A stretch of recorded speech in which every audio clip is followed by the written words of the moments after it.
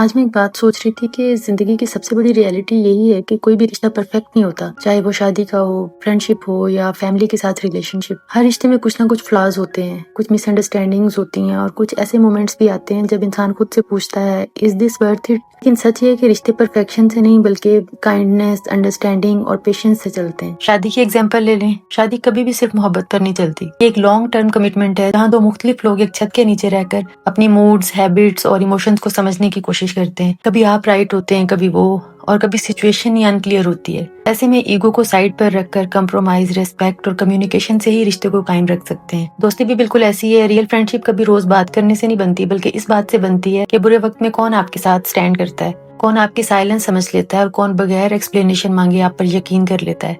Friendship में perfect होना जरूरी नहीं है, मगर loyal, honest and emotionally available होना जरूरी है। इसी तरह फैमिली के रिश्ते भी फ्लॉलेस नहीं होते। कभी घर वाले ज्यादा एक्सपेक्ट कर लेते हैं, कभी हम जल्दी हर्ट हो जाते हैं और कभी छोटी छोटी बातें बड़े गैप्स बना देती है। लेकिन फैमिली हमेशा बैकबोन की तरह होती है, खामोश मगर सपोर्टिव। बस इनका वे ऑफ शोइंग लव मुख्तलिफ होता है। असल बात यह है कि हम अक्सर रिश्तों में परफेक्शन, आइडियल बिहेवियर और ऑलवेज पॉजिटिव वाइब्स एक्सपेक्ट करते हैं। मगर इंसान मशीन नहीं है कि हर वक्त सेम रहे। लोग बदलते हैं, हालात बदलते हैं और इमोशंस भी अप्स एंड डाउन से गुजरते हैं। ऐसे में रिश्ता वही सर्वाइव करता है जिसके दोनों तरफ से एम्पैथी, एफर्ट और सॉफ्ट हार्ट मौजूद हो।